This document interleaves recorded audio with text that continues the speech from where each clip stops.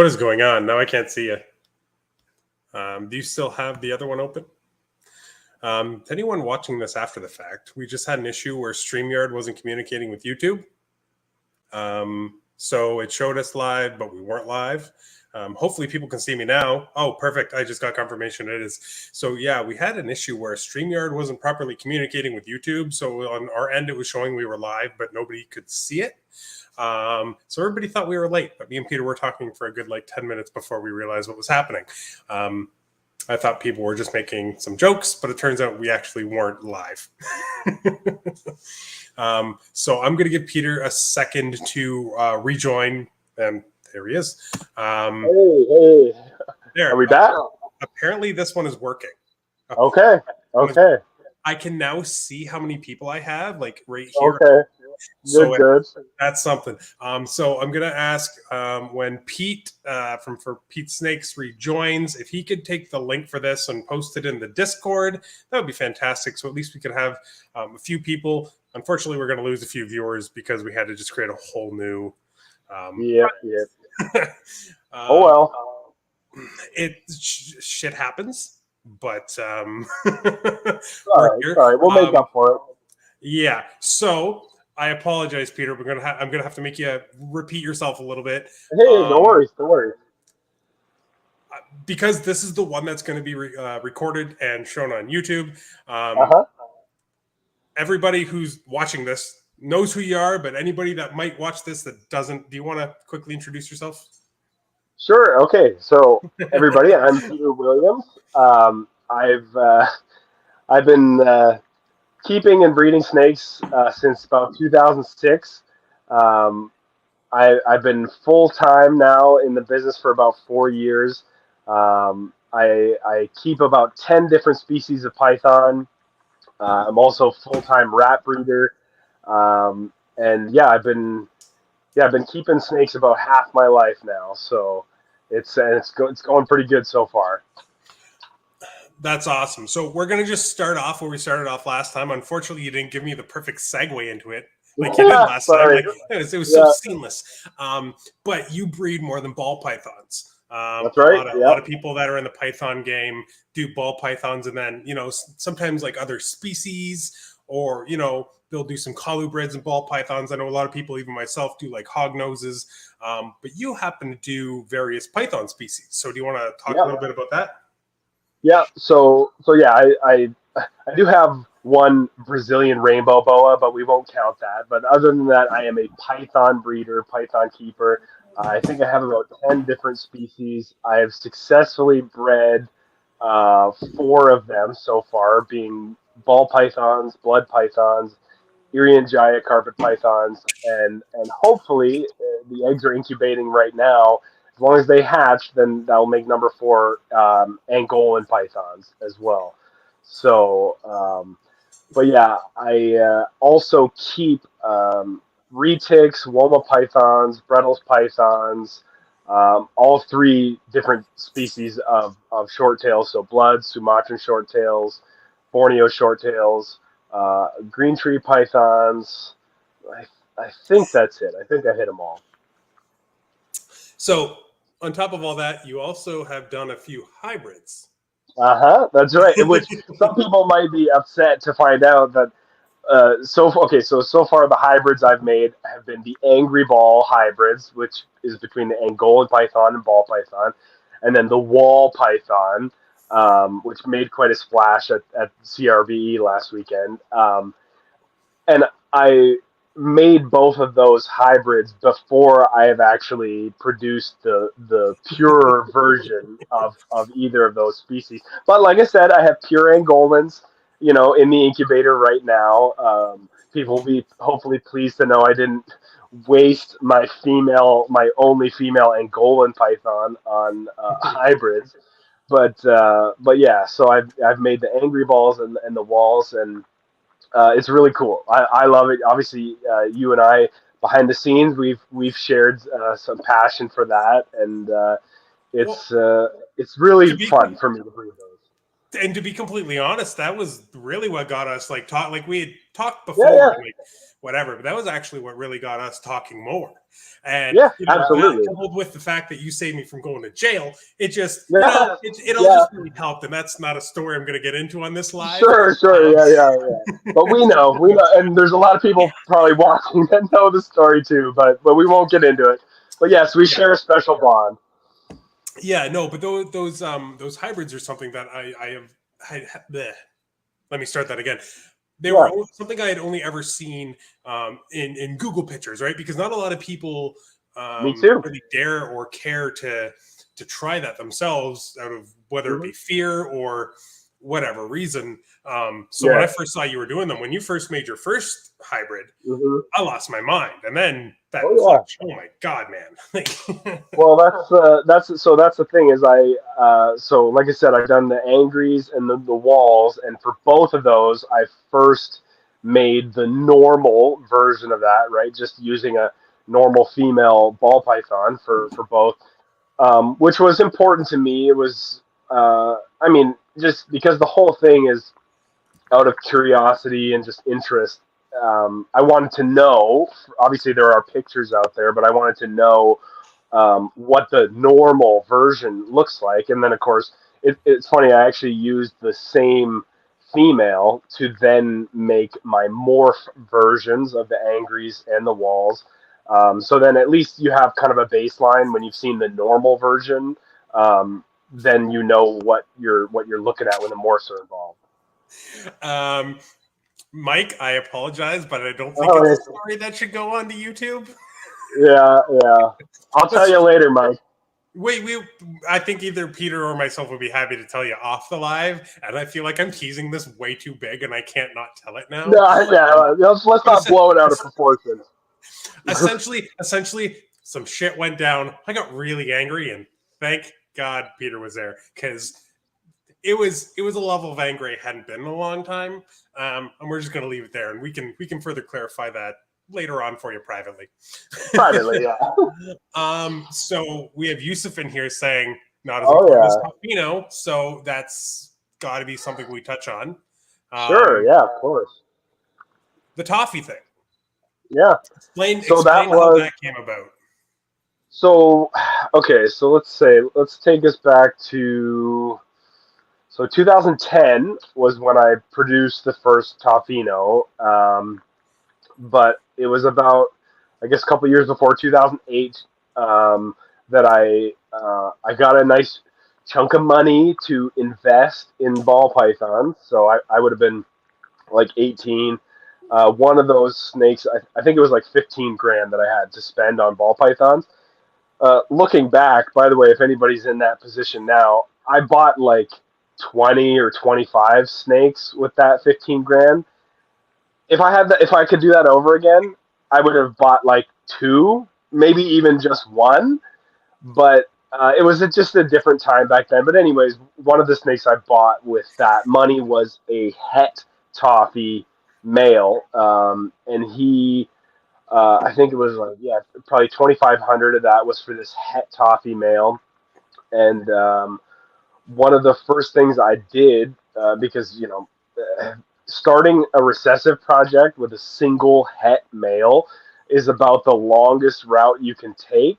But when you don't have the money to buy visual females or males, then that's where you got to start. And people, So sorry, Peter, just one second. yeah, People yeah, also don't realize that was a common way for a lot of people to get into projects back in the day. Like, even though it yeah, sounds terrible and it sounds like a shit ton of work that oh most people yeah, don't want to be doing, back 15 years ago, it was very common, unfortunately, because getting your hands on a yeah, visual absolutely, of yeah. some of these recessive projects was just so outrageously priced that it just wasn't going to happen. Yeah, for And sure. And even at the time of me getting that het male, the toffee gene actually had not even been proven yet. Nobody like there was the original wild caught male toffee. Now, people that don't know, toffee candy, same thing. Kind of like if you're Canadian, you have toffees, and if you're American, you have candies. But the the first thing I did with that het male, because my collection was obviously much smaller back then, was breed him to. I bred him basically to the biggest females I had to get the most amount of pos het toffees to hold back to then breed back to the male. Um, and one of those females was a 50% pos het albino that I had picked up actually at the very first expo I ever went to when I was a kid. And I really only bred the two of them together because she was one of the biggest females, so I would get the most amount of pos heads to hold back. Lo and behold, hatch out the very first Toffino. So obviously that in that female proved to be 100% het albino, and then I also simultaneously proved that Toffee and albino were compatible. Of course, it just like the pure toffees and candies when it hatched out, it just looks like a regular albino.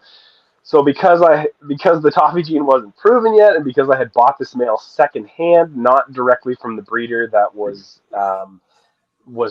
pushing the project, it was like the first thoughts were, "Oh, you got scammed. Somebody sold you a het albino male because it looked like an albino." But then, of course, over that subsequent year, it colored up, and long story short, that was the first Toffino. I made a couple more the following year and was able to trade them to some of the biggest breeders in Canada, which really helped. By doing those trades, really beefed up my collection with some new genes and stuff like that. And I've been on this upward path since then, right? Yeah, So that was cool. would you say that's like the single like biggest thing that's happened to you? I don't know what that was. Yeah, yeah, But no, for sure. Which yeah, is like, it's a little sad because it's like even though I'm the Toffino guy, I'm actually not that far ahead on the pure toffee projects or Toffino stuff. And part of the reason behind that was because, like I said, whether it's a Toffino, Candino, Toffee, or Candy, all of them hatch out looking like regular albinos. Within a couple sheds, you can start to tell the difference, and I've become very proficient at picking out which is which. But at the time, because I had the youngest Toffino in the world, it's so weird telling this story, and he's like 2 feet away from me. I still have him. He's right over here. But because I had the youngest Toffino, we didn't know what the final coloration was going to be, right? I thought that it would be somewhere in between a toffee and an albino, which luckily was the case, but we didn't know if it would fully color up to be indistinguishable from a pure toffee. So I held back ever producing clutches where I would make toffinos and toffees in the same clutch, which was much to my detriment because knowing now that they are distinguishable, I set myself back a couple of years on that. And luckily I'm on a good path with that now, but there's plenty of guys that were like not even keeping snakes at the time of that happening that are way ahead of me in the project. But I'm making some pretty good headway on that stuff now. So we'll see. Next couple of years, that's what everybody says. Oh, next year. But I will make some really cool toffee stuff. big stuff's soon. coming. Yeah. Always. Big stuff's coming. Mhm. Okay, we actually accumulated a couple questions over the past Sure. couple things we've been talking about. So first one, back to the hybrids very briefly. Are Yeah. you plugging any recessives into your hybrids? So I haven't yet, but I really want to. Now that's the thing. The angry balls, that's a lot easier because the Angolan python and the ball python are much more closely related than, let's say, the Woma python and the ball python. Mm-hmm. So, it, I have several angry balls that are, 2 years old now. But unfortunately, I didn't have any recessives into them at that time. But it wouldn't take a whole lot of effort to make like a pied angry ball or a clown angry ball, because all you have to do. So cool. Well, and I'm gonna do it. But it'll take some time. But yeah, so obviously I would breed my pure Angolan python male to a pied female or a clown female. Unfortunately, I don't have any clown females to waste on that right now. I got to catch up on but I do have, I probably have like 7 or 8 pied females. So I could, you know, I could go that direction first. But then of course you get your hybrids. They would all be het pied, and then you can breed them back together because those angry vols are fully fertile, males and females. Then you would have your F2 angry ball, and then you could get your visuals. Now, I don't know if Hold on. Look at Sorry, this. go ahead. Yeah, what do we got? Angry clown. Yeah, Hey, there you go. Yeah, that's really good. I like that a lot. Sorry, that was. I couldn't not. No, that's good. June de Guzman at Ballistic Pythons. He has some super balls, which I believe it was Sumatran short tail to ball python, and it was the ball python he used was pied. So he has a bunch of super balls that are all het pied. So he's on track to do that, to make those F2 pied super balls. But I would like to do the same thing. But That'll unfortunately, so with the wall pythons, as far as I know, they're infertile, because they're so distantly related. They're so dissimilar that I'm surprised we can even get a hybrid out of them, to be fair. Yeah, of course. Yeah, that's part of why they're so cool, that it is possible, right? But yeah, unfortunately, I don't think you'll never get recessives into that. I told a couple people at CRBE this past weekend that maybe, like, and I'll try, but maybe you could get some viable sperm out of a male. Very, very unlikely. I think that you would get a female to fully develop eggs. It's just so unlikely. I could maybe see if you could get a Woma hybrid back to like a ball. If you got lucky, if it got enough size, like a male. That would be so tough though, because like even then, like how viable is that sperm, even if he's producing and like. And that's the thing I've noticed, and since I've been doing the hybrid thing, I'm in a couple hybrid groups on Facebook and whatnot, and something that it's only been talked about in the last couple years, I think, is if people aren't familiar, parthenogenesis, basically when a female clones herself. That's quite prevalent in the hybrid game, because it's like, you've bred this female to a male that's not of her species, and somehow her body is like, okay, I'm on track to be producing babies here, but it's like, I don't quite have the right genetic material, and then it'll almost force her body into this partho, because even this past wall python clutch I had was the two of the babies were partho. 2 eggs went bad during incubation, which I suspect probably because there was the spider gene in there. I suspect maybe those eggs that went bad ended up being partho super spiders. And then the 2 parthos that made it to full term, one was a super cinnamon and one was a super lesser. So it was kind of cool. And you probably remember I was sending you pictures of those when they were hatching.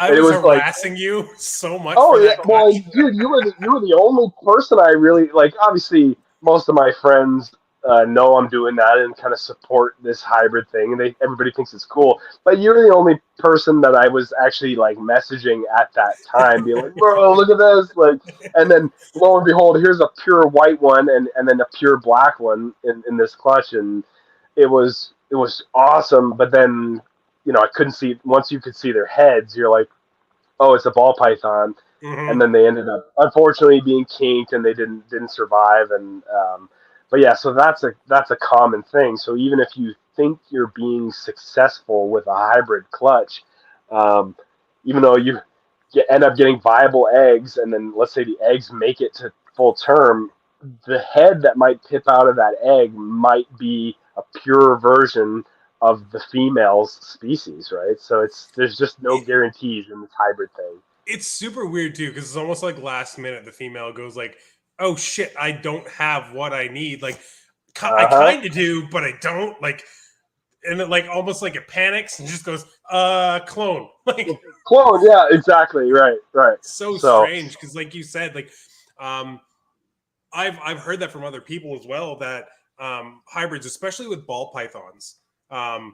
hybrids seem to have a really high tendency towards partho, like hybrid Yeah, clutches. I mean, yeah. so I mean, on one hand it sucks, but on the other hand, it's also kind of neat to see that because you don't see it super often, but then to see it kind of become a common thing with one Yeah, avenue, you know what I mean? It just makes you think it's about a almost lot a of little things. recipe.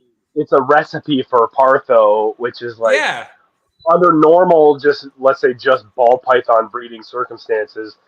That it's actually never happened to me. I don't think that I've gotten just a straight up Partho clutch from a ball python bred to a ball python.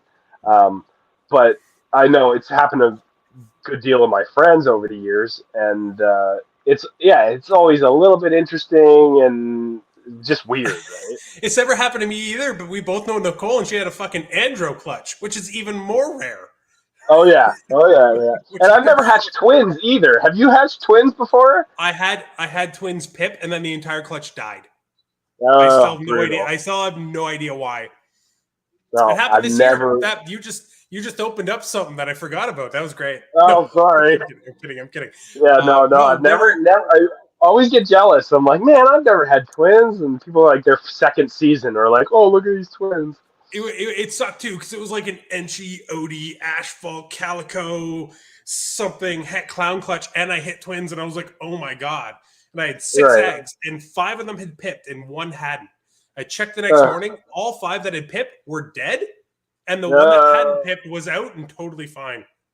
yeah, that's weird. That is really bizarre. I like what I can't We're even always figure it out learning because, something new, man, with but hatching like eggs and stuff. I couldn't even figure it out because I was like, if it was a heat spike, wouldn't the ones that were pipped be better suited to deal with that? Like, why would the one that hadn't pipped be the one that lived? Like, it was It's so weird. weird. Yeah, Um. it's Anyway, we strange. still have two more questions, even from that group of questions that I Yeah, haven't got to. I don't even know where I we're at. know. Dude, you know this is going longer than an hour, right? Because it was late, I think it's going to have to. I feel a little bad. But we've Yeah. been maintaining like 15 people, so you know, for Let's give a them a live 3 hour show. for a We can live do it. that didn't start when it was supposed to and is on a completely different link, I think we're doing okay. Yeah. Pete wants to know how he steers the conversation to aliens.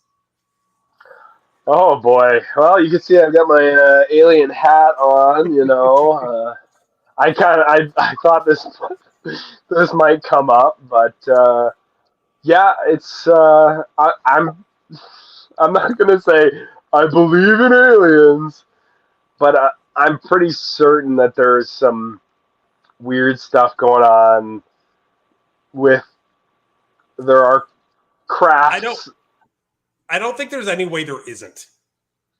Well, you'd have to be insane for somebody to say that there's no other intelligent life in the universe. It's just too big. Anybody that knows how big can wrap their head around how big the universe is. It makes sense. It's just can they get here and have they been here? And it's just like, Octopuses. well, look, some people say that, but it's octopuses is pretty clear their evolutionary path on Earth, but it's Did I say that pluralization right? Is it octopi? it's actually both. I think both Really? are acceptable, Interesting. octopuses and octopi. But yeah, Interesting. I Sorry. think it's pretty obvious to me that something weird is going on, and it's just like, well, is it aliens? Is that what it is? Most people defer to the oh, it's China or Russia or whatever. I think we can be reasonably sure now over the last year it's not Russia. But the more concerning thing to me, I won't go too long on this, but the more concerning It's thing totally to me fine.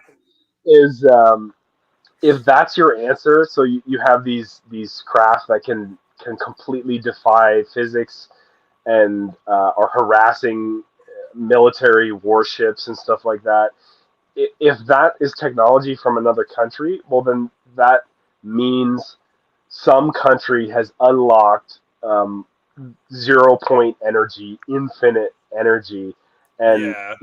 I don't know if you've noticed, but the planet Earth is kind of not doing so good over the Yeah. last couple of decades. And it's like if there's some country out there that has the ability to produce infinite energy that can power a craft like that, are they really just using it for harassing the United States, or like that's worse to me than If aliens, right? honestly, and that's honestly the same argument I kind of take. Like if there is a country out there that's learned to create a spacecraft or an aircraft or whatever the fuck you want to call it that can exist in a Yeah, quantum space that can right. basically warp from one area to another instantaneously, like so quick that we can't even measure how fast it moved, and they Yeah, are using that just to fuck with everybody else. Like fuck those it just guys. doesn't make sense. It just Fuck those. doesn't make sense. But seriously, they deserve to be kicked in the dick. Oh yeah, right. Because But you could literally save the world with yeah, that technology. Oh, free literally, you energy could for make everybody. the Like, entire population's life considerably better, and you've chosen to just go piss off the US government's fucking airships. Like, come on. right. And not to mention infinite space travel. We could definitely have colonies on the moon and Mars and beyond, right? And just to even go even further with that, they could just own the planet. Like Oh yeah, there's well, no military might that's that it could too. face that. Like, That's the other thing is, yeah, you if in any kind of military conflict with that kind of technology, you win. You yes. win. There's no It's not, like, it's not, oh, you probably win. It's like, no, right, there's right. there's no defense. You're fucked. So that's what leads me to believe that it honestly, I think it probably is from I, somewhere else. So we probably we probably should get back to snakes though. yeah, let's do it. Let's do it. Yeah, but you knew that would come up. Oh yeah, no, and I'm totally cool with it because I love talking about that stuff. Yeah, of course. Mike's back. Snake Chamber. Mike here in Ontario. If either of you were going to drop, let's say $10,000, which okay, it's a fair question. I've done it a few Yeah. times. Would you buy one or two powerhouses, or 10 to 8 hets with multiple other genes stacked in there to give you variety for the project? I want you to answer this first, and I'll follow up. I mean, it totally depends where you're at with your collection presently. So for me, with a large amount of snakes and a variety of different genes and stuff like that, I would obviously tend towards getting the 1 to 2 powerhouses, most likely males, and then I have the right collection to be able to and experience with breeding to spread that quickly and be able to hopefully return some profit off of that investment. But if you were just starting and you have like just a couple snakes and not much variance in the genes you're working with, then the other option would be the way to go. Some hets and stuff like that, right?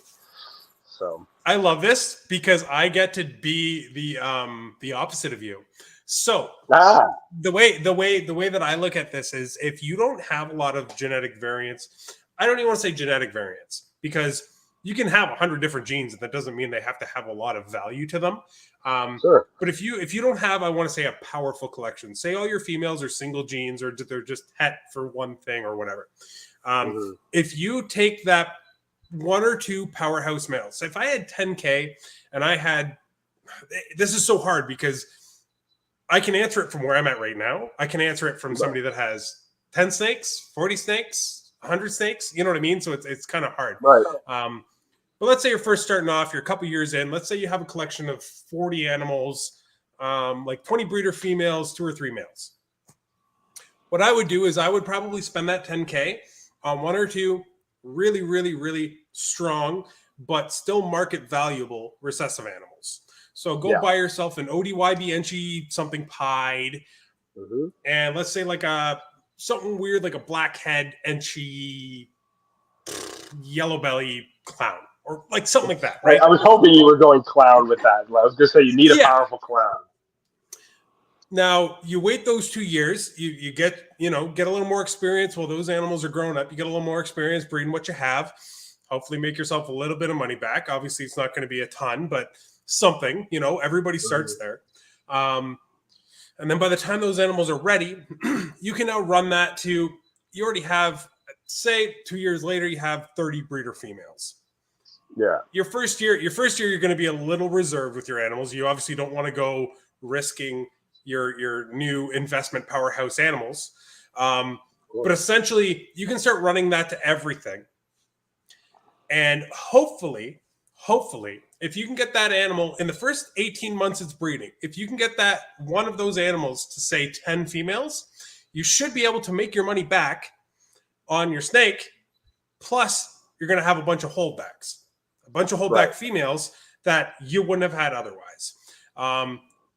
Alternatively, you could have bought 4, 5, or 6 multi-gene het females with that same money, and chances are they're not breeding for you yet, or any other number of things, or maybe only one of them goes for you, or maybe only 2, right? So that's the way I would go, because then you're making a little bit of money back faster, plus you're going to have your own holdbacks. But it's super dependent on what you're doing, what you're working with, where you're at. Like there's no right answer. This is the problem, right? That's right. Yeah. If I had 10K right now, I would probably spend it on 4 really good like double het clown pied animals or double het DG pied like females. And just throw them into the rack to grow up with the rest. And that's what I would do with them where I'm at. Now, if someone was a couple years behind me and asking the same question, I'd say maybe spend that money on $10,000 females that are either het, or you know what, maybe even take a risk on a really powerful codom, like multi-codom animal, like female, whatever you kind of want to do that you think will help your projects. But if you don't have a male, if you don't have a good male for those fucking 10 females you're buying, the 10 grand isn't going to work out for you anyway. And that's the big thing. You have to have a male for those projects. You can go and dump a shit ton of money into your females, but if you're breeding them to a pied, or if you're breeding them to like a pastel yellow belly, like you'll only have so much you can do, because your male is what's going to everything, right? Your female can only go, your female can go to multiple males, but can only lay a clutch from one or once a year is what I'm trying to say. Right. So it's if you're going to spend big money, it should be on a male, because you can spread that over multiple females. If you don't have one, if you already, if you got super stupid lucky and just hit some crazy odds male in a clutch that's worth like 6, 7, 8 grand that you can then go on to use for the next 3, 4 years, then absolutely use that money towards some females for him. But if you don't have a male, and this 10K is the only real big influx of money you have coming in over the next little while, unless the snakes pay you back, putting that into your females when you have 0 males for them is almost as detrimental as just not having that money to begin with. Like it's it's tough, if you're starting from a point, if you're starting from a 0 point where you've just started a collection, like there's so much that can go wrong, and there's so many different ways to go. But yeah, it's like I said earlier at the beginning of the show, is like if I could have done what I did over again with investing a chunk of money, is like I said, I bought like 20 to 25 snakes, males and females, with that money I had. But it's just like I should have spent it on fewer snakes, right? And then you got Yusuf, and this is another point. Spend half on a huge male for yourself, and then spend the other half on some females. Like there's so many ways you can do it. And if you're starting with 10K, this is the way to go. But what I would personally do is spend your 5K on your females, and then hold the other 5. Let yourself grow your females up for, like, let's say the first year, and then find your male. Because first of all, the market can change within a year tremendously. Like it can, which it has a lot in this past year, right? So the past 3 years, I would say every 6 months the market is just like And I don't mean value-wise. I just mean like it's so all over the place on what's got yeah, value. of course. Which, let's be honest, clown has been at the top of that list for a good couple of years now, and it's I'm trying my best to catch up on clown stuff. So we'll see. How much Hopefully it clown stuff doesn't are you drop working off. with? What have you got?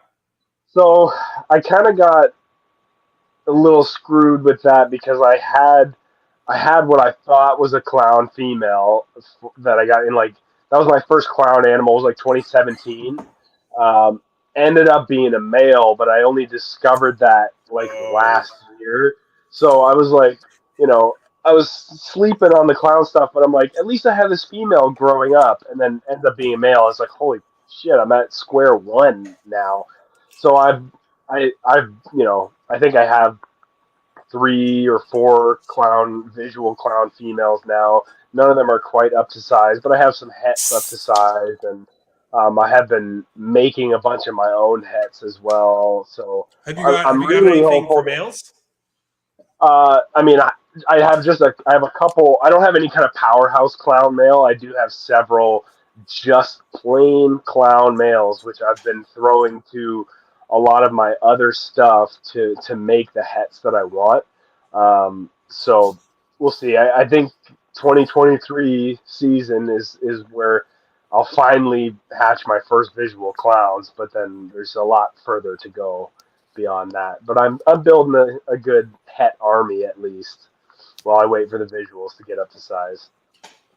So I just realized, so we've been going on we're closing in on 40 minutes. I haven't asked a single question from my preset questions, which is great. I told you it would go longer, fantastic. man. Yeah. No, I'm going to put off taking one of those questions as long as we can. So guys, anybody that's watching, if anybody has questions, they've all been great so far. So please keep dropping them. Now that said, with what Codom and Dom, like I hate saying Codom and Dominant, with whatever non-recessive genes you're working with right now, what are you most excited to get into a recessive, regardless of whether it's toffee, clown, pied, what have you? That you haven't yet is what I mean. Okay. I would say in terms of non-recessive stuff, Cypress. I'm very heavy on Cypress, and it's probably my favorite Codom. And I'm I have it in not visually, but I have it in Pied and Clown and Toffee as well. But I don't know, man. I love Cypress so much, and I've been making a lot of it the last couple of years. Blackhead stuff as well. Hurricane too. This was my first year making hurricanes, and you can imagine most of those hurricanes that I made this first year were all hets for various things, like hurricane het toffees and het pieds and stuff like that. But yeah, there's that hurricane pied stuff that's coming out is nuts. Well, that was the funny thing. It was the week that Justin had, which I think was only 2 or 3 weeks ago. He posted a really cool hurricane pied clutch. It was the same week that I had a pied female bred to my super hurricane drop a clutch. So It was like it was sweet to just obviously anytime Justin drops something or promotes a certain type of project, a lot of people are really interested in it, and rightfully so. He obviously picks good stuff, right? But it was nice to be like, oh, it's not like I just saw the video and now I have to go after that project. Here's the female laying right now this week, right? So that'll be cool. That whole thing, one person having that much control over the market always sits a little funny with me. Now, I like Justin. I've met him a couple times. Of course, yeah. Great dude. Really like him. And like, it's not Justin's fault. He wasn't like, haha, gonna take control over the ball python. Oh, no. Like, he's just doing his very thing. organically. Yeah. But that said, it is always a little handy when you're checking out his video and he's showing something that you're working on. You're like, good. Even if it doesn't help pricing or whatever, it at least gets it gets the word out. It gets people's eyes on it. You know what I mean? And that's always important, especially for this hobby where there's, oh man, I don't even know how many different combos we have now. It's got to be over 10,000, like in total. Like it's I'm nuts. sure. Yeah. Yeah. Absolutely. Yeah. And So every year it's up and up and up, right? So, I'm gonna say like we benefited too. He came out with that Mahogany Stranger video months ago now, and like at the time, Stranger was kind of on the verge of almost tanking because everybody was like, "It's Mahogany, you're an idiot." Right. And we had put a lot of money into one animal, so Of course, yeah. I did what I just told everybody else not to do. I did that. Mm-hmm. Having a lot of faith in that project, and it was probably like this close to everybody just being like, fuck Stranger, let's just go focus on something else. And it came out at the exact right time because a lot of people were talking about one thing and he just went, well, here you go, it's not that, like, and it just killed it. Like it just stopped it dead. And it was helpful. So me being the guy that was just like, me being the guy that was just like, hey, I don't want one guy having that much control over the market. He helped you out. It helped me too. So I'm not going to say it's necessarily always a bad thing, right? Right. So. Now that being said, I want to bring this up with you in terms of Stranger stuff. In that video where he showed his results, and I believe there was another breeder that had done a Stranger to Mahogany thing. I believe that other breeder's pairing, there was pastel or super pastel involved, and I still, as far as what I've seen, I still haven't seen a clear answer. Like, is there a no other genes involved Super Stranger? Has somebody brought that forth? No. Super Stranger has not been made. If it has, it looks like a stranger, which to me, I don't care, because honestly, with how strong Stranger is, I would assume if there was a super, it probably would have just looked like a fucking Mahogany. Like, you know what I mean? Like, or Asuma or whatever. Or Asuma is what I meant to say. It probably would have ended up just looking like a dark brown snake or a black snake or whatever. So I'm personally happy that didn't happen. Now, that said, we could have just gotten unlucky thus far because Roland, I think, has tried twice, maybe 3 times. And I think there's somebody in the States that's tried once. And I think Justin's tried once. So chances are it doesn't exist, but that doesn't mean it doesn't exist. It could still just be all of us. Theoretically, genetically, it would still exist, but visually, But that said, the interaction that we got from Stranger and Mahogany made me really scratch my chin. Mahogany stuff? I haven't. No, I meant when I said we, I just meant like as a collective in the hobby. When I saw the results that we got from that, it made me like, scratch my chin and go, that's weird because we didn't get a totally brown snake, but it was enough of a change that it was like, is that an allelic reaction? Is that an allelic animal? And those animals have obviously not gotten enough size to prove one way or the other whether it is or isn't. So there's still more to learn. Like I love the project. I love the gene. Even though I'm not in it, I do too. I really love the Stranger combos, and hopefully someday I'll get one from you. I hope so too. But no pastel, bro. Dude, you should check out the leopard yellow belly Enchi Stranger I have, the male. He's fucking amazing. It sounds a lot better without pastel. We were talking about this earlier. I love Stranger with pastel, but I totally understand where people are coming from. Stranger, Pastel Clown with Stranger has brought me back around on hating because I was a big Pastel Clown hater for a long time. I was just like, fuck it, get it out. Oh, I still, Pastel Clown. Ugh. Now I'm back. But this, I do want to address this really quickly. I figure the Super Stranger looks similar to Suma, and it's been hidden. It hasn't.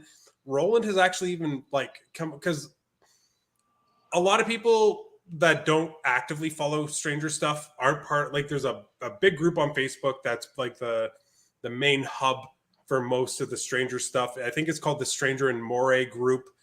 Look it up on Facebook. You'll find it. It's the one with the most members, where basically all the information is dished out. Right. Roland has tried it.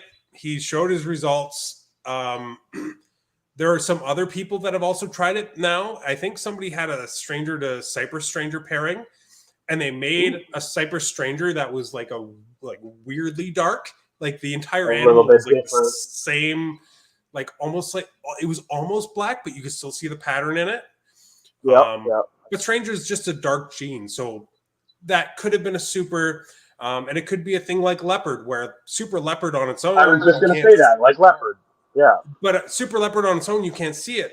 Super leopard and clown, you can't see it. Super leopard and pied, you can't see it. If you put super leopard and clown pied together, though, all of a sudden it starts giving you a different interaction. So it could be one of those things where we won't know for 5, 6, 7 years because we've just got to find the right combo that actually shows that super. Who knows? Yeah. But as a single gene, it makes amazing combos for sure. Even if there's no crazy super, and it's enough. It's enough for me to be interested to want to work with it for sure. It's a very, very strong animal, and this is going to sound really funny because the animal I bought was literally a pastel leopard yellow belly stranger at Clown. Right. But I would suggest anybody that wants to get into working with it, don't put it into leopard right away. Oh, you don't like it with the leopard? I thought that was great. I love it with leopard when it shows the way it's supposed to. Leopard is strong enough that it can take almost all the stranger out. So I've hit a few leopards this year from him that I literally can't sell because I'm like, this looks slightly different and it might also be stranger. Hey, I'll take them. You can if you want. No pastel. No, pastel usually actually helps show it. So a pastel leopard stranger, I can tell you. A leopard stranger, in certain cases, I can't. So yeah, so sometimes it's weird. So it's kind of like a roll of the dice where sometimes the stranger will be way stronger. You're like, holy shit, that's a leopard stranger. And sometimes the leopard's way stronger and you're like, that's a weird looking leopard. Like, it's tough. I would suggest not getting your male with. This is going to sound so bad because I have so many males with leopard in it available right now. So I'm shooting myself in the foot. But I would honestly suggest not getting a male with leopard in it also because, for one, you can get into that problem. But for two, I've also seen a couple leopard strangers for sale that I'm not too sure actually have stranger. So just be careful. I hear you. Yeah. All right, what else do we got? I don't know what this means. Oh, nope, that was not this one. I don't know what that means. Wow, what Chris just said about Super Leo. Just the fact that it can show itself more in other combos versus just a plain Super Leopard. Yeah, and I think we're going to start seeing a lot more of that because a lot more people are now experiencing. Jesus. Can you tell I haven't done one of these in a little while? Hey, no, it's going great, man. A lot more people are playing around with and experimenting with double, triple, quadruple recessives, where 10 years ago, I could count on both my hands how many people are working with double recessives. You know what I mean? Like, it wasn't many. Like, I don't think people in the hobby now realize how drastically the hobby's changed just over the past decade. Trust me, I know. I've seen it all happen. I know you do. Yeah, I know you do. And I've seen it happen too because I was in it from, I want to say 2006 to 2011. And then I got out for a while and then I came back. So like I saw it then and then I saw it now. And I didn't get a lot of the in-between, but like just seeing the difference in that time is huge. But I think we're going to get a lot more of that where, say a super calico exists and we don't know. Right? Yeah. Someone's going to hit something and they're going to be like, yo, what the fuck is that? It's a super I might know a guy that's probably in the chat right now that might have something to say about super calico stuff. We'll see if he pipes up. I can't see the chat right now. But yeah, say they hit a G-stripe clown super calico and it just looks like just insane. Like we don't know what is going to activate whatever it is that the genes require to be expressive. So that's right. over the next 5 years, things could drastically change. Like we didn't know cinnamon, or we didn't know Enchi was part of the 8-ball complex till what, 2-3 years ago? Still blows my Like, mind, man. And what? I had made several of those, like Enchi cinnamons, and just sold them. And I even have one breeder male that's like, he's stacked. I think he's a 5-gener, banana Enchi, hidden gene Woma, pewter, so pastel cinnamon. And I had him breeding and making stuff before that even came to light. And then it was like, oh yeah, I guess he's the 5 gene, and he has Enchi and cinnamon, but he's never reproduced a 5 gene, right? Oh yeah, there we go. I knew who you were I knew. talking about too. Yeah. I wasn't gonna say it, but I yeah. love Don. Don, Oh yeah, you're awesome. that's No, right. it's crazy how many people have Enchi cinnamons or black pastels Enchis, or even Yeah, HRA Enchis, HRA, that Enchi like too. Yeah, males that have had clutches, but like because they were yeah. so You just different, never realized. you're just like, oh, I got good odds on this clutch. That's Yeah, great. that Like, was the. Oh hey, no normals. It was half HRA. Oh, it's a shame I didn't. That happened to me with yeah. Cypress and Spider, which we know now are allelic, and that's a whole mess. Maybe that we won't get into, but that whole complex, which maybe I'll say it live now because I keep trying to get this to catch on, but I keep calling it the dark wobble complex because every gene in this complex is either a dark gene or it's associated with a wobble. So we're talking Cypress, Blackhead, Bongo, HRA, Don't do Champagne, this to me. Now you're making me scared that fucking strangers in Woma, there. Chocolate, Raven, all this stuff. It's all but for me, Cypress, and that was like I said, I've got a lot of Cypress. I love Cypress, but when I got into Cypress was with a Cypress Spider male, which I still have, and I this was back in the when I bought him.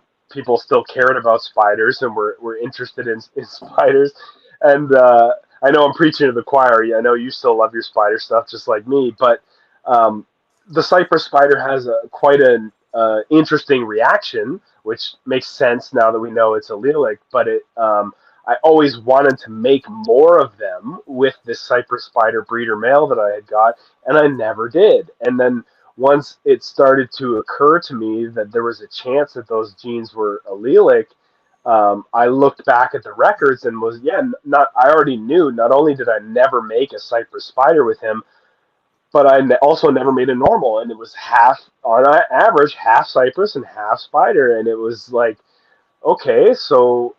Which the thing that bothers me the most about this is that I guess spot nose and chocolate should be involved in this complex as well.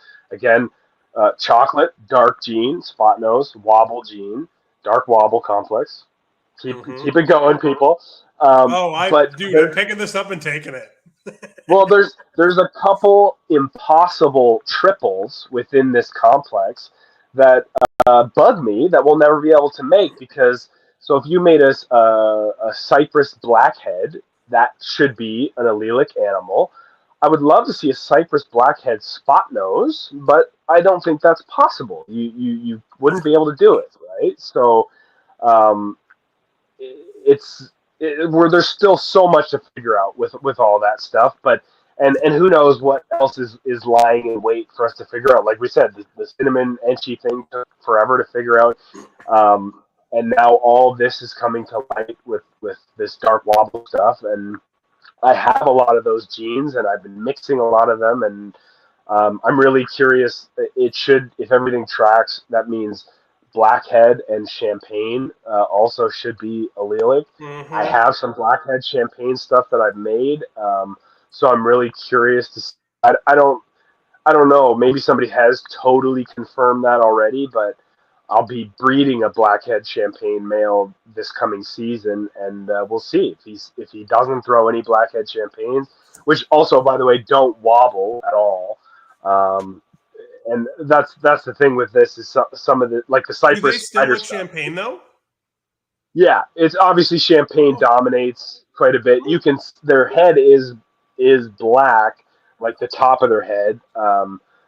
It, I mean, it's not the craziest looking combo, but I'll be No, very curious. the reason I'm asking is because spider is also a very dominant gene, and you put Yeah, blackhead yeah, in yeah. spider, and all of a sudden you have a normal, and you're Yeah, just like, a normal. what the Yeah, yeah, fuck? yeah. That, I mean, and that we knew about a long time ago. I mean, Ralph Davis was the first person to prove that, and Mhm.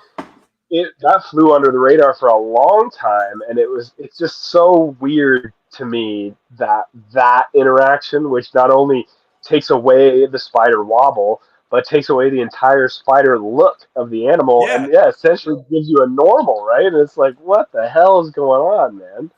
But there's still lots to figure out with all this stuff, all this new allelic stuff that's popping up.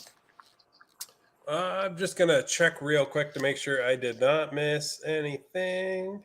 Yeah, what else we got? I do not think. Oh, here's something I wanted to talk about real quick because we were talking Yeah. about it a little earlier. So I mentioned earlier that the big info dump for stranger stuff is a group on Facebook called the Stranger and Moray Support Group, right? So Which is kind of weird. Why are Stranger and Moray grouped together there? so he found his Moray stuff and his Stranger stuff, Roland from Iris Reptiles. Oh, okay, okay. So Which, for for those anybody that that don't know, is the same as Monsoon, yeah, Moray. so for people that aren't aware, Roland from Iris Reptiles is the person that found Stranger. It came out of two. He bought two clowns, two female clowns, and I think it came out of one. I don't know the exact story. Go look up his website. He has the whole story there. But he eventually ended up making an animal that looked like a monsoon. But the descendants should not have come from the same place as the monsoons that originated in the States with Dave Green, and then Billy found it in his stuff and all that. They shouldn't have anything to do with each other because the stuff from the States literally came from an animal in a pet store. Ooh. Yeah, I don't know if you know that story about the monsoon stuff, No. but I can't remember the gentleman's name before Dave Green.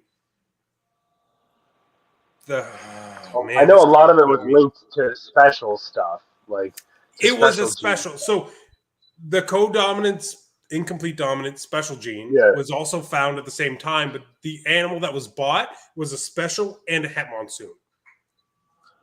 That's so bizarre. From a How pet does that store. happen?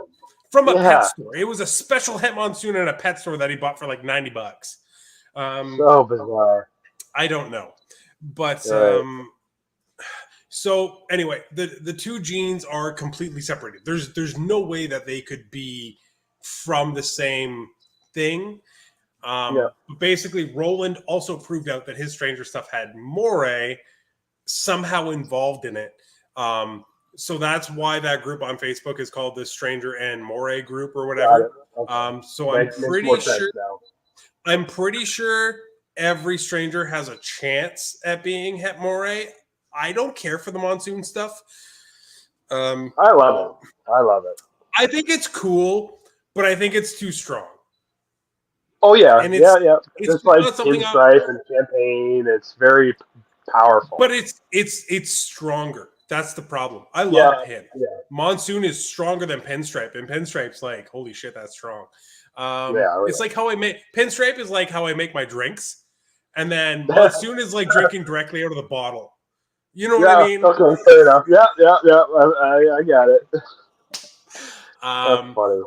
if I made one day, I would be ecstatic, and I would obviously keep it. Like I would love Yeah. for that to be a thing. And honestly, we do have some monsoon project animals. We Yeah. picked some stuff up, Billy, but it's more so we bought this for a project, and then it also might be het monsoon, or it is het monsoon. Right. You know what I mean? Which from what I've seen, it has a bit of a visual het. Very I don't loopy, think monsoon. drippy pattern.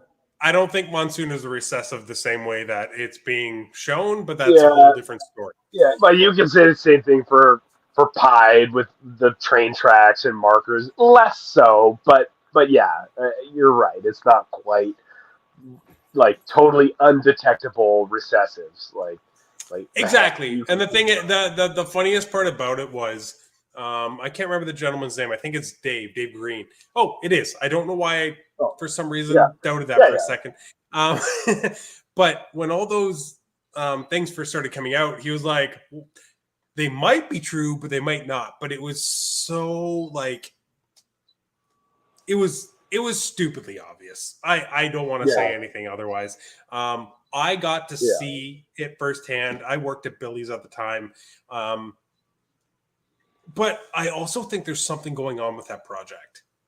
And I don't know quite with, what it with is. I monsoon. know I know a lot of people that have lost fully formed monsoons in the egg before Oh, they hatched. Full clutches interesting. just dying off. Yeah, so But I've I don't also know what's seen going. plenty of pictures of full size adults that seem to be fine, right? So hard to say.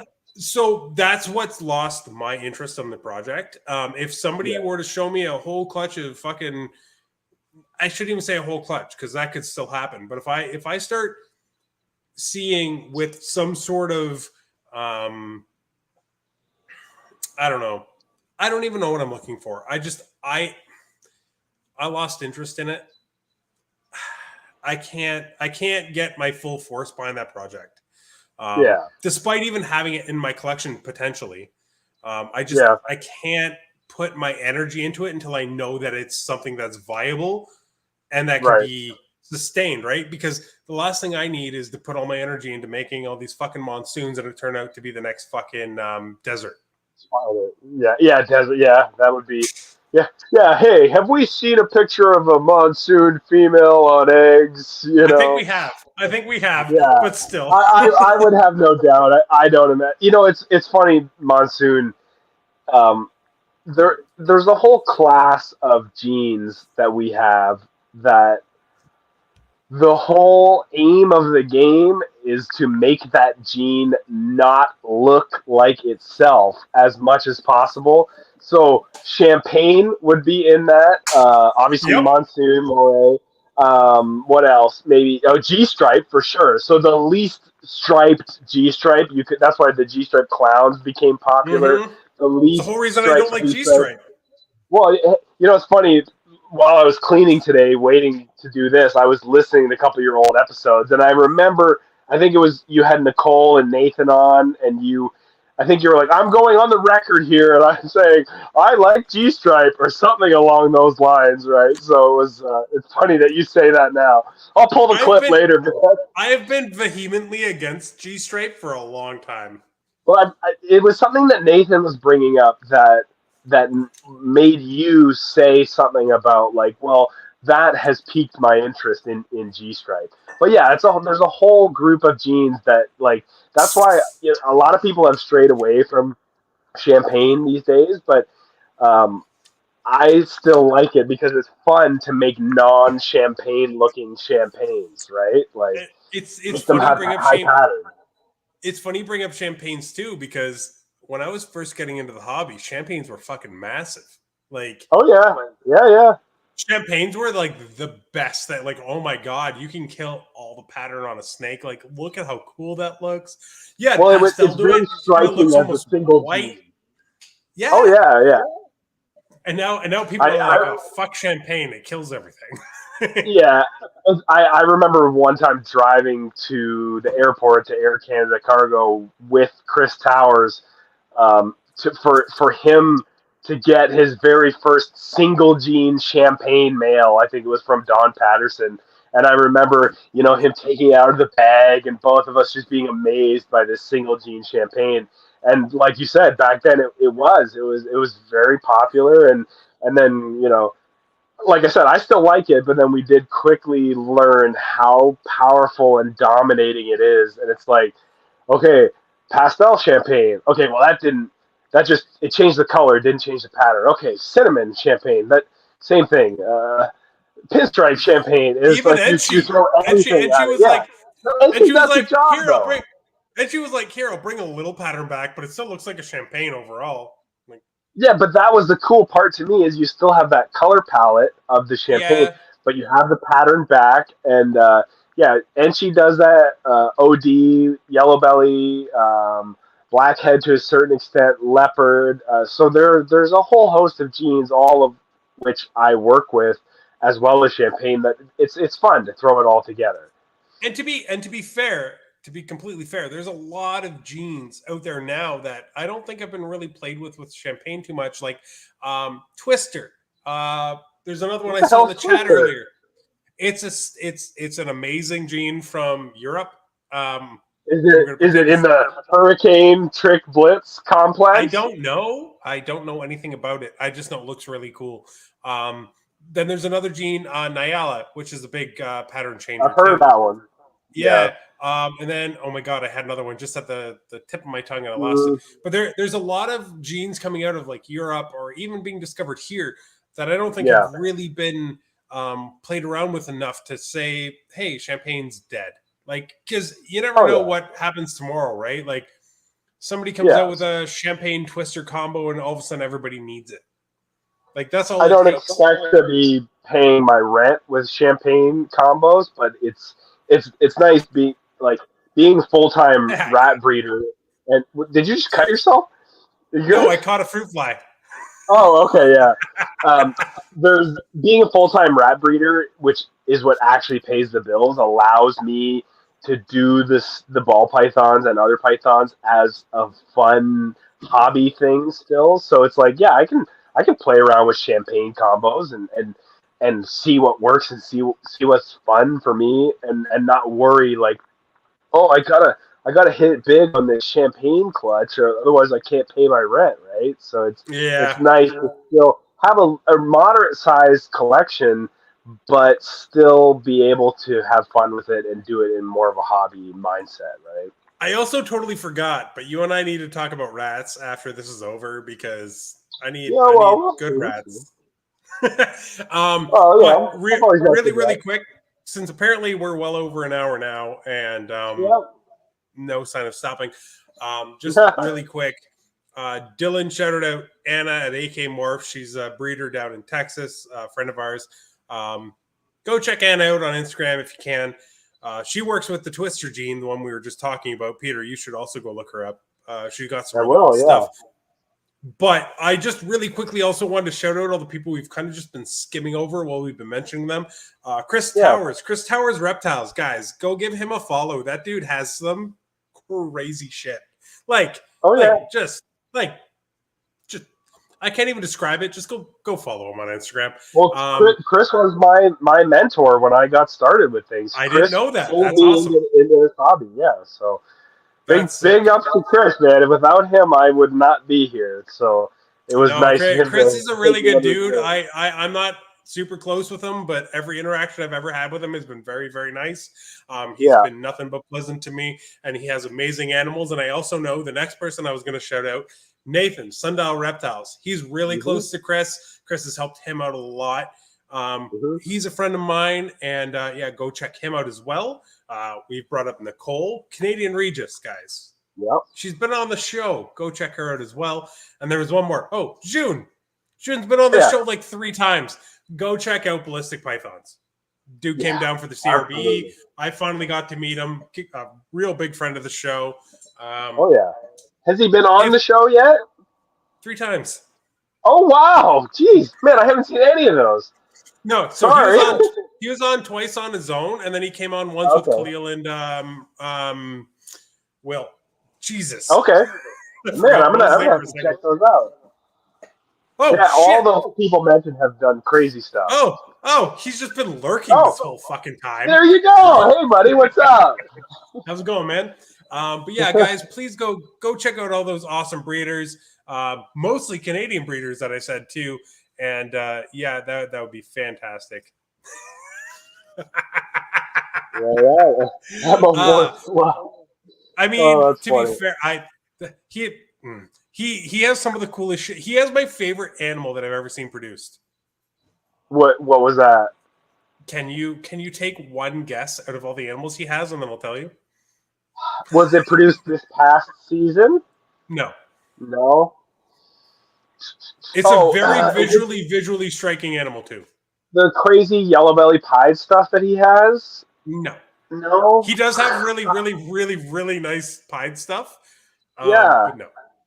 I don't know if it's not the hybrids, it's not the yellow belly pieds, not the mahogany clown stuff. It's specifically his Super GHI clown. That is the whole reason I invested in the GHI clown and Krypton project. Yeah. That's guys. Go follow. Don't rub it in, man. I was trying to make some GHI het clown stuff this year, and ended up that the female that I used is not a GHI, so that sucked. But that really sucks. Yeah. So I mean, it doesn't suck that bad, but I have a female. I indirectly got from June. I actually haven't bought from him directly yet, so June. Oh yeah. I have. So I have a GHI Krypton plus at Hypo that he sold to somebody else that I ended up picking up. And I ended up putting that to our stranger. Okay. And, dude, she built and got to like 35 millimeters. And I was like, I don't even have to pay attention to this girl anymore. She's going to lay. I got so excited. And she reabsorbed on me. Oh, no. But that he is the reason why I was into the GHI clown stuff before Justin ever posted about it, before any of that crap. Jun was my inspiration for that whole thing. And honestly, like, I think that's my favorite clown project. I love the stuff that's coming out with that. Yeah. No, the GHI, like, especially like the Super GHI clown stuff, it's insane. It's so nice. Well, I wish I had some GHI het clowns that I should have this year, but it didn't work out. Now I just have Imgene Woma het clowns and Mojave het clowns instead of what I wanted, GHI Mojave het clowns, but whatever. I have one, what is she? Oh, yeah, Super GHI Mojave het clown breeder female. I hope she goes soon. Nice. Yeah. And then actually, going to shout out another Canadian that I've also mentioned already. Khalil, 514 Reptiles. Oh, yeah. I picked nice to see him at the show too.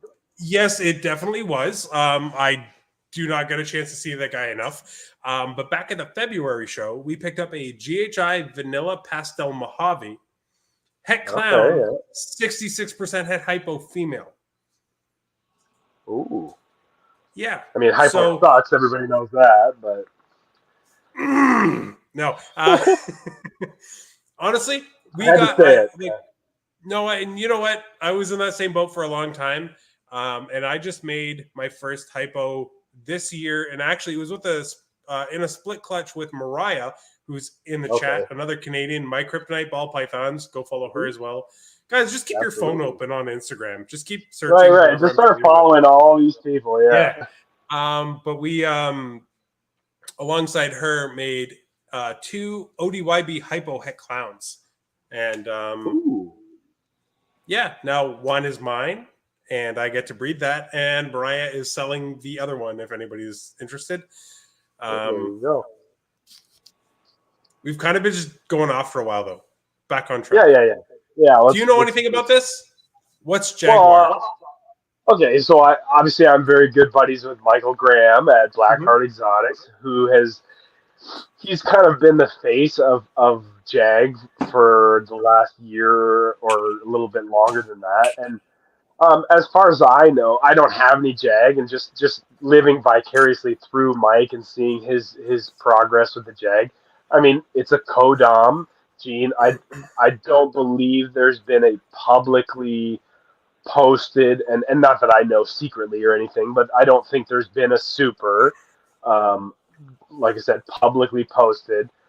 It's a reduced pattern gene. Mike will kill me for this, but I always compare it a little bit to Enchi. To me,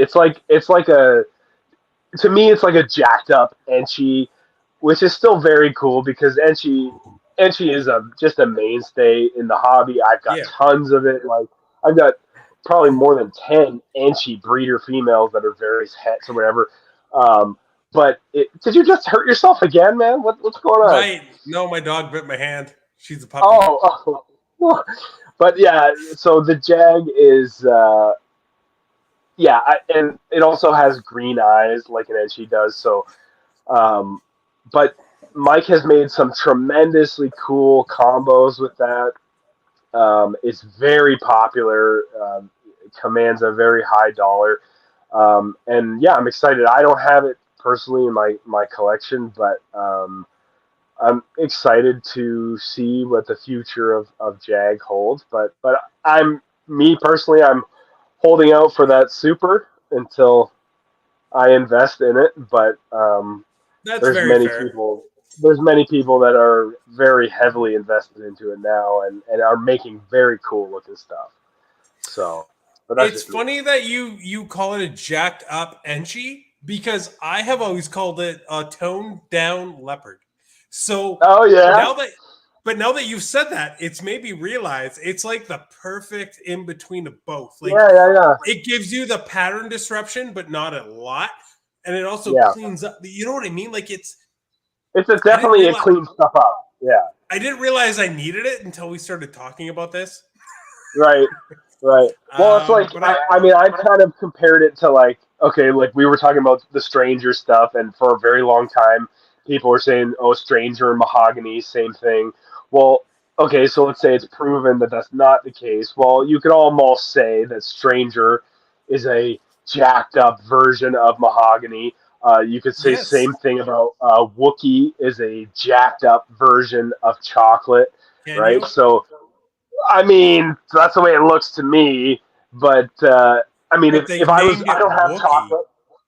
Well, it's yeah. There's a lot of silly names in this hobby, but But they named um, it after Star Wars. Like it can't be a good uh, version of anything named after Star. I'm kidding, guys. well, I'm kidding. yeah. So you're just a Star Wars hater. I I'm don't not. like Star Wars at all. I'm no Um, fan, but yeah. So you could follow that same tracks yes, and say at least that's the way it looks to me right now. That Jag we could say is a jacked up Enchi. You think like Leopard, maybe somewhere in between, but it's still new. There's a good amount of guys working with it now. Hopefully, within the next year or two, we'll see a super. But you know how that stuff goes. When there's a new gene that's commanding a lot of money, sometimes that picture of that super doesn't come out as soon as it should. Um, but we'll see. We'll see what happens. But like I said, no matter what the super looks like, it's an interesting gene that I would like to work with for sure. okay, so I'm going to start wrapping this up Yeah, only because I was drinking as if we were only going an hour, and we're now at an yeah, hour and a yeah. half, including the time that we were not on live that we thought we were. Now let's just go off the rails, bro. Nobody's even watching. This is just me and you. We still have 12 people. I totally I totally forgot what I was going to ask you, so I'm going to Oh shit. default. Yeah, yeah. Look at your list. If you could Okay. remove one gene from the entire hobby, what would it be? And there's a follow up. Would your answer change if it was limited to just the snakes you own? If I could remove one gene. So what I want to clarify this question. Sure. So by removing the gene, the snakes with that gene don't disappear. That gene just disappears from the snakes. So if you say lesser and you have an Enchi lesser, that animal's just an Enchi now. It's Okay. not Okay. gone. It doesn't just like vanish. Yeah. I know. Like I said, I was watching some of your episodes earlier today, and I remember Nathan, I think, said lesser, and it's like, well, I Lesser and wouldn't do spider are the that. most common answers. Yeah, I mean, obviously, I'm leaning towards spider, but it's just like it's hard to say that in a hypothetical question like that because a lot of these. Not to sound like a get off my lawn type of I've been in this so long, but like Spider did so much for this hobby, and it was one of the obviously earliest and most reactive genes that we had. It's such a shame that we have this issue with the wobble. But some of the coolest first combos that really brought people to keeping these animals was spider stuff. But then it's like the point we're at now, nobody is salivating over the hottest, newest spider combo, mostly in part because a lot of them have been done already. So, like, Yep. if I literally had the power to do this, to remove a gene, then it probably would be spider, partially because that a lot of it is in my collection, and I'm still breeding spider stuff. I'm not holding back any of it anymore, right? So And you know that's what? I'm in probably the my same answer. boat. I love spider. I don't care what people think of that. I love spider. I love the gene. Um, I do have a few animals I've held back because they're just gorgeous animals. Like I have a pastel lesser leopard, spider, yellow belly, double het clown pied, pos het hypo female, and then Oh, oh, I think I also have a leopard spider that's the same from the same clutch. right. Um, and I'm not just gonna go selling her because she's got spider in her. Like, oh no, fuck No, that. I get it. I get I get why people don't like it. Um, yeah. There's a but lot I'm of never other options to choose from now. 100%, 100%, and I'm not going to actively search out spider. Yeah, But my answer on same. this question will never change, and it's always going to be lesser, and it's always just going to be No because way, I want man. to see the people. I want to see the people that have those bells wake up the next morning and then just suddenly be normals. Yeah. So my Just the reason, like, vitriol. you said lesser's a common answer, which, like, I get, and I've had that conversation with a couple of friends and other breeders over the years about, like, oh man, my collection is so lesser heavy, and when you're aiming to make the coolest, newest combos, you don't want to accidentally make bells in the Hmm. process, and you've got like a $10,000 bell, but you don't know it, and, like, although that's changing a little bit with the genetic testing stuff that's coming out, right? But That's true. so, I never thought about it that way. oh The yeah, fact yeah, that, and oh my god, the fact that we'd be able to tell if a fucking bell was like a visual this, that, and the other. Holy shit! uh-huh, right. But I don't want to I get rid of all my still, lesser all of a sudden. so I've gone through several periods of, okay, I have too many adults right now. It's time to switch things out, move breeder females out, move some males out. Every time I've gone through that process of, I don't know, we'll say renewing the collection, um, I've always kept all the lesser females, always, and I've never sold any of them. And the reason is because I can continue to use them to make bells, which are incredibly popular as pets, right? There's a huge market every year for people that want a white snake, and I'm happy to produce those and sell them to them, right? So Okay, you it's, know yeah. what? If you're trying to have a very if you're trying to have a very tight collection where you're producing the coolest stuff, then yeah, maybe there's no room for that. But for me, like I said, as a rat breeder with unlimited food for my own collection, that's also, selling snakes on the side. It's I'm happy to keep the lessers and make the bells and sell the bells, and it's always fun to hatch out a white snake. It's I cool. don't I don't like you right now because you just made me Oh no, reconsider every hold on. You just made me yeah, reconsider everything that I've thought about yeah, lesser and everything like that. And I realized a lot of my hatred on it just came from me being a hate-filled piece of shit that came from cynical asshole. but there was a reason for that. I was in a very bad place in my life for a long time, especially when I first got back into the hobby. It happens. I Yeah, was with somebody that made me just a very um, not happy person, and I just brought out the seeing worst other in you. people's seeing other people's success and stuff like that. I didn't enjoy it. Um, Yeah, and this answer, this is super self-reflective all of a sudden. yeah, But yeah, yeah. this answer kind of came from that, and I was like, I'd love to see those people just like pissed off that next morning. But like, Right. why would I want that? All you're doing Right. is just Right. hurting the hobby, Yeah. right? Realistically, yeah, you don't want that.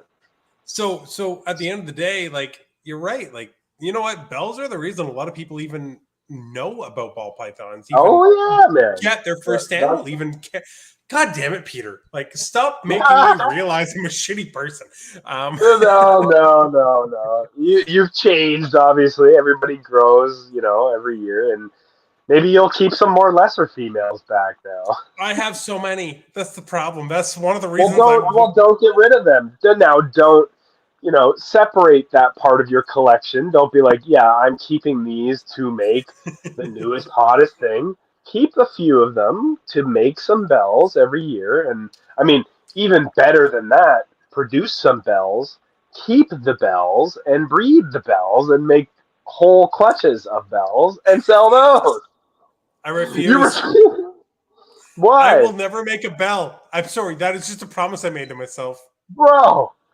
I'm not gonna Man, make the white girl ball python. I'm sorry. that's the easiest sale of your life. I was so upset that You I can had have it.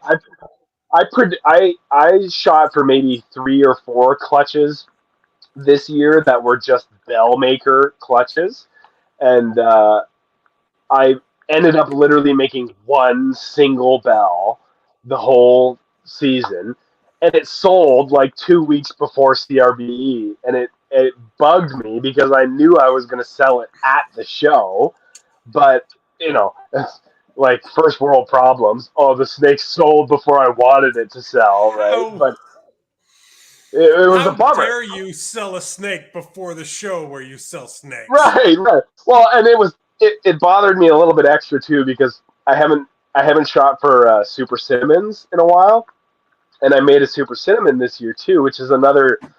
As long as it's not all kinked up, it's a popular pet snake, solid white or Yeah. solid black snake. And I made one of those, and I did have that for sale at the show. And it would have just been a little bit extra cool visually to display those side by side, solid white ball python and solid black ball python side by side. The But the bell the sold. thing about that is though, apparently how great the displays were didn't fucking matter at the CRBE. It was just a lot of people looking anyway. So, um, I did okay, but it was I've lucky said that to you. a couple I'm people kidding. I'm since kidding. the I'm show. kidding.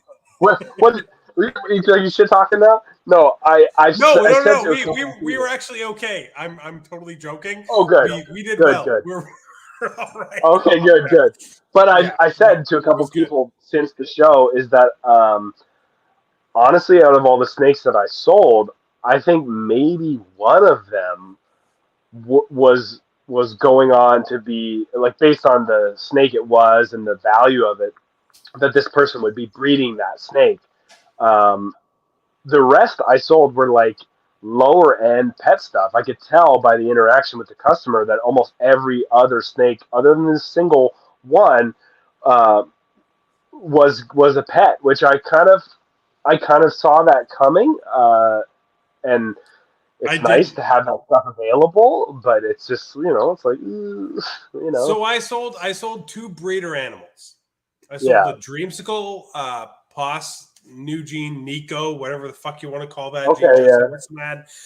Breeder male, which that animal alone saved our whole booth. Like that covered our costs, and I was very yeah, happy about that.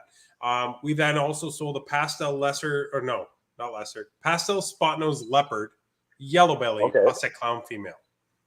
nice, So we only sold two higher end animals. Everything else was $150 or less. yeah, yeah. And I'm Most of not mine were complaining. sub 300. I'm not complaining. I expected different. I thought there would Yeah, be like more higher end buys, but honestly, I sold all the stuff I didn't want to bring home. And the stuff I did bring exactly. home, I didn't care about bringing home because of like, oh, this is valuable. Like this is something I can Yeah. use. Oh yeah, So it was yeah. No, great. I sold a lot of stuff that would end up in a wholesale group after the show if it didn't sell at the show, right? And um, it's it's fantastic to get breeder price. What sold a dream? Oh, you sold a dreamsicle at the show? Yeah, I sold a breeder. Oh no. So this is a funny story. I've only ever vended 3 expos. Yeah. I have Rookie. sold the dreams. I've sold a dream skull at every single one. Oh, I don't know how the fuck it's happened. dude, that's one of the like I'm talking about with the bells, pieds, albinos, Like dreamsicles. Like that's the those are golden these males. staple. Yeah, well, but that's the thing is that morph, whether there's anything else involved in it or not, has Yep.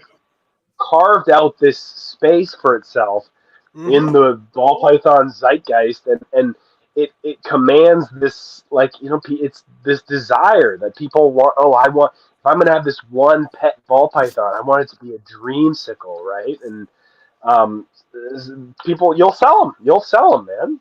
And you know what? I don't blame people, because if you're gonna spend money on one animal and you want it to be a Oh pie, yeah, and you want it to be something nice and pretty, and it's gonna grow up and it's not gonna fucking turn brown, like, right. yeah, dream skulls look nice. Albino pies even look like nice as adults, right? I Like, mean, neither one of those looks as nice as a toffee pie. Obviously, I everybody knows set that. you up for that so hard. I was trying. That said, do you have any answer to this? Because I have no fucking clue. Yeah, I don't know. I heard there's one in November. Well, but I think that's the Christmas pet show.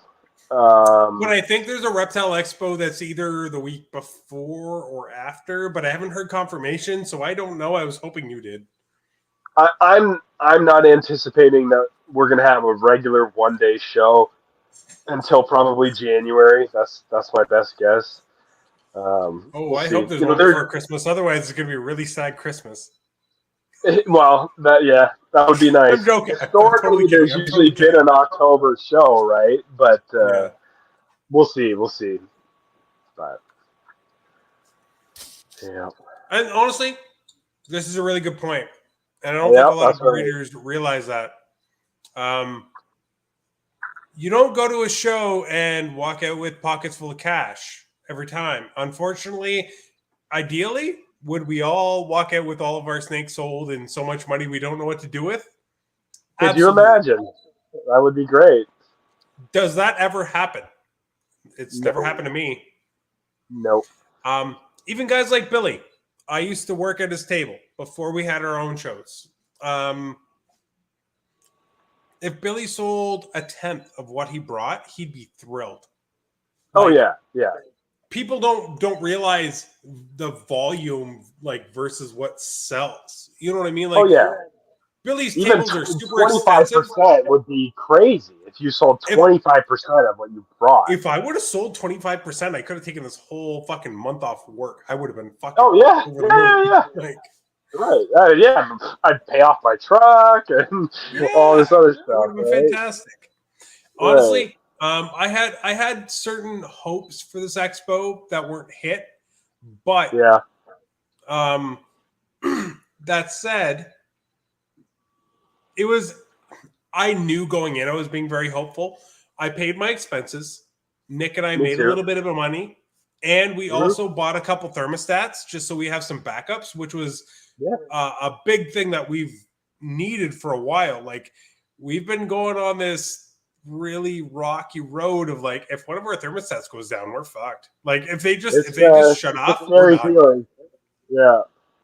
So we got to we got to pick up 2 Herp Step 4s, which was nice. Wow, the big expensive one. Yeah, and it didn't cost us any money. It came from the money we made, and we also got a little bit of money each, like, from profit. So you know what? I can't complain. I like, it was a very successful show. There's actually even some fish, and you can't see them very well on camera, but some coral behind me that my girlfriend got to pick up. And yeah, you know what? Like, it was a great weekend. I got to see you guys. I got to see Nicole. I got to see Billy, Michael, fucking Chris Towers. Like, everybody.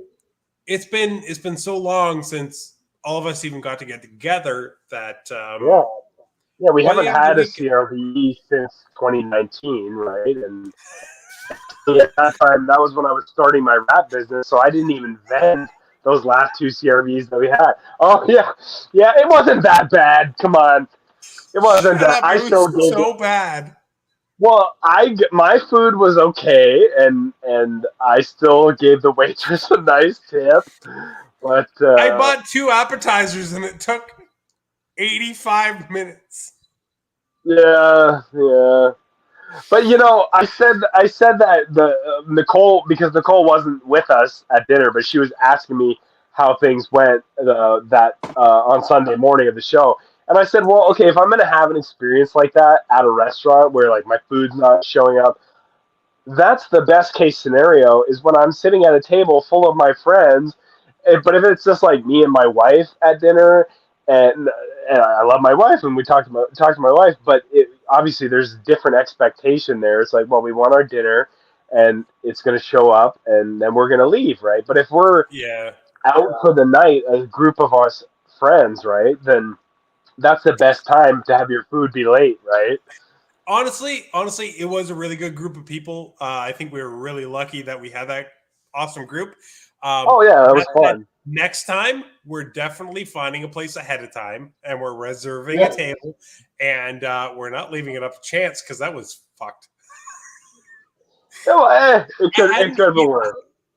I hadn't eaten since like 10:30, and I was like, I'm Well, gonna order well. appetizers because it'll be fast. It was not fast. Yeah, oh well. But we had a good time. It was all right. No, it was At least I did. the whole weekend. The whole weekend was really fun. I um I was really happy to see everybody. You know what I mean? Like you're. I mean, I want to say way up north, but realistically, it's only a No, no. couple hours. But I Peter, I still haven't seen your place. Well, I mean, you get down here one. I keep holding off on having like huge get-togethers because for the last like year and a half, I've been trying to get my new snake building built, Hmm. and through COVID and even now, if we can even say that COVID's over, or whatever, it's so I have this chunk of money that I'm trying to give to various people to build this thing that I want, and nobody wants to take the money, and it's a pain with okay, I'm dealing with these people designing the building. Now I'm dealing with these people, the concrete company to pour the slab and or the Hmm. electrician or whatever, and nobody is like present and excited to do to build the building, and it's like it's Hmm. so frustrating because I'm outgrowing this room that I'm in. We want this chunk of our house back. We have this money to build the building, but nobody like I'm gonna have to build it myself. Pretty much, that's what it's come down to. So it's like it's almost like knowing that that's right on the horizon. That's why I've held back on like, oh yeah, everybody come over because obviously it's been my dreams since I started this is to have this snake facility, this dedicated, separate building that you walk in and this is it. This is everything right here. And I'm so close to that that I want to hold off on. But of course, as soon as I have that, of course, it'll take probably a year to fine tune things and have it all dialed in. But once I have that, there'll be some get-togethers out here for sure. Hopefully, without fireworks. Yeah, yeah. No fireworks, or at least if Anybody, there is, I'll anybody be in that's charge. held, anybody that's held on this whole time that's been part of the podcast. Right, right. Throwback. That's that's reaching back to the whole Peter keeping me out of jail comment. Yeah, there were No, fireworks. but honestly, I do have to come out and visit you. Like I need to see Yeah, your shit. I do. I literally just want to come visit your tortoises. yeah. Well, we're getting into the final couple weeks now that they'll get to spend outside, and then they'll be sequestered. Yeah, yeah. That's the best part about living in the country and having the space, and also keeping and loving tortoises is to actually give them the space that they require. But then, of course, winter comes along, right? So then we have to give them a little bit less space inside, right? So, but yeah, it's fun to play with the tortoises for sure. All right, buddy. Yeah, let's I wrap it think up. I think it's about time because my laptop just yelled at me saying it's gonna die. Oh yeah, low battery. Yeah. All right, all right, all right. We'll have to do a So round two. no, Peter, we literally got to none of my questions. That's great, So man. That's great. so that means we have a round two literally already set up. I don't even have to think Yeah, of anything extra. I can just ask you my preset questions, which is yeah, yeah. fantastic. That said, everybody that's watching, I apologize for the confusion, the weirdness that started Mm-hmm. this podcast. I don't know what the fuck happened. I'm sure we lost live followers because the link in my stories went to the old YouTube video and we're on a new one. Mine too. Just it sucks, but it is what it is. We had to make do with what we had, and I kind of had to very much rush to get this one going. But that said, Peter now has good internet. Hopefully, we can get him back fairly soon. And yeah, I'm honestly super excited that you have internet that can facilitate all of this I mean, fun stuff. it seems to have held up, right? No, no lagging. I trust on your end. Nothing I didn't drop out or anything. you froze a couple times, but I think that might have been my internet Okay, yeah, yeah. because the way this works is my internet hosts it, and then your Mm. internet. So I don't think it was you. I think I just have to find a way to make sure everything. Maybe I'll have to reset it reset my own right before it happens. I Yeah, don't yeah. know. But we'll get that all figured out.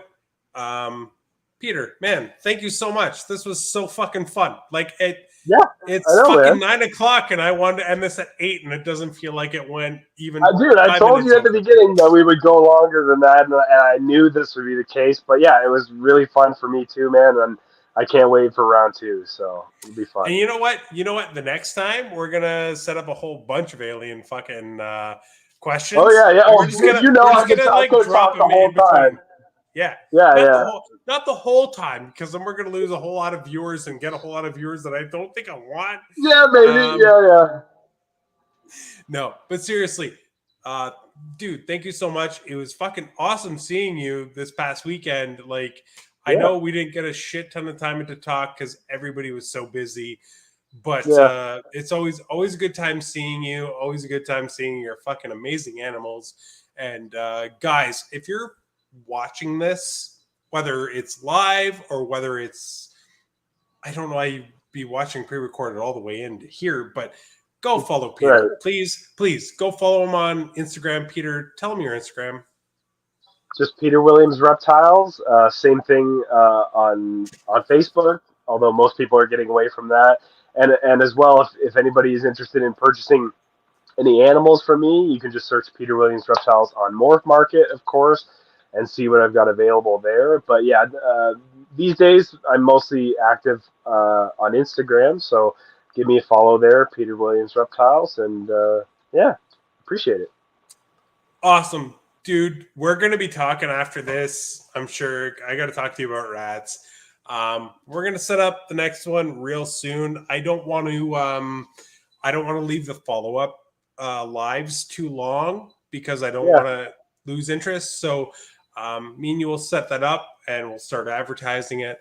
And yeah, Peter, again, thank you so much for your time.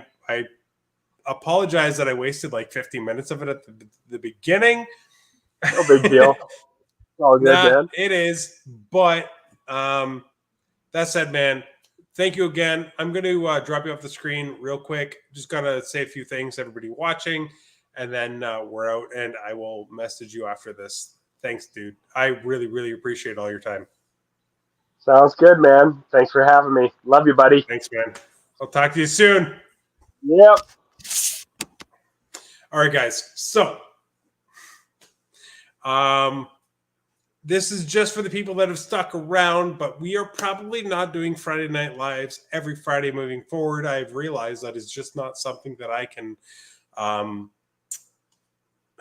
just can't realistically deliver only because between work and snake stuff, I don't want to say I don't have the free time, but the time I do have, unfortunately, is a little more valuable to me now. I have a life that requires a little bit of attention now, which I didn't have before. I have a partner that I actually care to spend some time with, and a family of animals. And I hope you guys understand. We're going to try to make this bi-weekly. But we're also going to try to bring back guests fairly quickly so you don't have to wait for the part 2. So we're going to probably try to get Peter back within the next 2 months. And if that can't happen, hopefully soon after that. But for the people that have stuck around, Friday Night Live will be a bi-weekly show moving forward. It'll be every other week.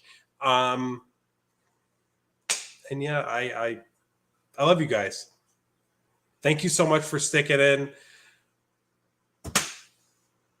Have a good rest of your Friday. See you guys later.